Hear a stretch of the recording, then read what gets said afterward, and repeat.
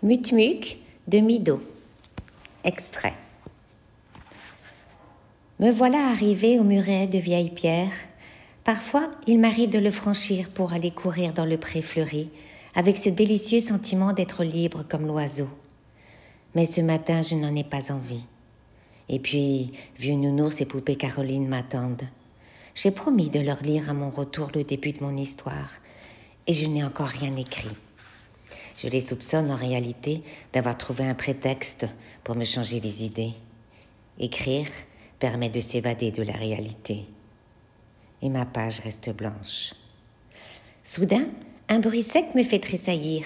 Il provient des fougères, là, juste à mes côtés. C'est un son étrange, pareil à un cri de souris mouillée, ou peut-être celui d'un papillon pris d'une quinte de toux. Je tends l'oreille une nouvelle fois. Le drôle de bruit se répète dans un craquement de feuilles. Le silence prend sa place, puis enfin j'entends quelqu'un murmurer. « Raconte mon histoire. » Je n'ose bouger, ne sachant pas si cette parole lancée en l'air m'est destinée. En écartant délicatement le feuillage, j'aperçois un drôle de personnage. Je retiens mon souffle, tant il me semble étrange. J'ai presque envie de rebrousser chemin. Je recule d'un pas. Son air d'être tombé du ciel me retient. Il a l'air gentil finalement, aussi inoffensif qu'un chaton découvrant un papillon pour la première fois. Il n'est pas plus haut qu'un talus et ressemble à une sorte de robot. Son visage figé se cache derrière un masque blanc qui m'empêche d'y déceler le moindre sourire. Ses deux yeux rouges, pareils à deux boutons lumineux, me dévisagent à leur tour. Alors, timidement, je lui demande « Qui es-tu » Les oiseaux au-dessus de ma tête me répondent, mais comme toi, je suis incapable de comprendre leur gazouillis. Le petit personnage ignore ma question.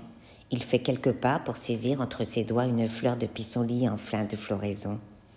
Quelques akènes glissent à ses pieds. Tout absorbé par sa cueillette, ce drôle d'enfant souffle bruyamment puis sourit devant la poussière d'étoiles qu'il vient de déclencher. Je l'observe, amusé. « Bonjour. Si tu veux que je raconte ton histoire, il me faut te connaître.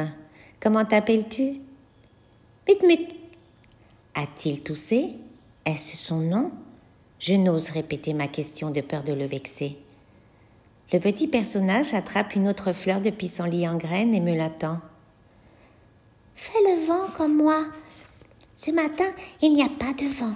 Tu as remarqué ? Alors je le remplace. Je suis souffleur de bulles quand le temps s'y prête. Personne ne se soucie du bienfait de la caresse du vent chez les fleurs. Tu aimes le vent, toi aussi ? Tu vois, tu pourras écrire que je suis égreineur d'akènes à mi-temps. Si tu veux, mais ce n'est peut-être pas suffisant pour en faire une histoire. On risque de s'ennuyer. Moi, je trouve que c'est un joli commencement. Et puis, quelques lignes me suffisent, pourvu qu'elles m'apportent le rêve. Fais le vent, s'il te plaît. Son ton est devenu plus péremptoire. Je m'accroupis donc à ses côtés pour cueillir à mon tour un pissenlit étoilé. Je sens son drôle de regard posé sur moi.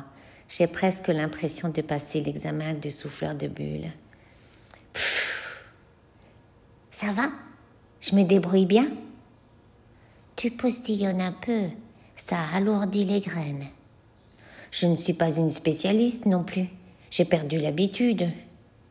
Que fais-tu par ici ? Je me cache ici parce qu'il n'y a pas de place pour moi ailleurs. Alors, je vais vivre dans ton histoire. Je sais que je serai heureux à ma place. Tu comprends ? Personne ne viendra se moquer de ma différence et les histoires sont là pour réparer le monde.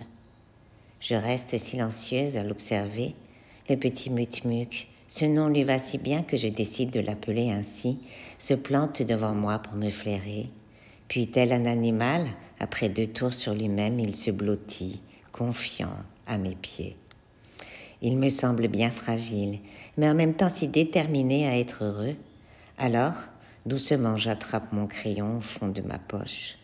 Le mot « Mutmuk » vient s'inscrire en gros sur une page blanche de mon carnet.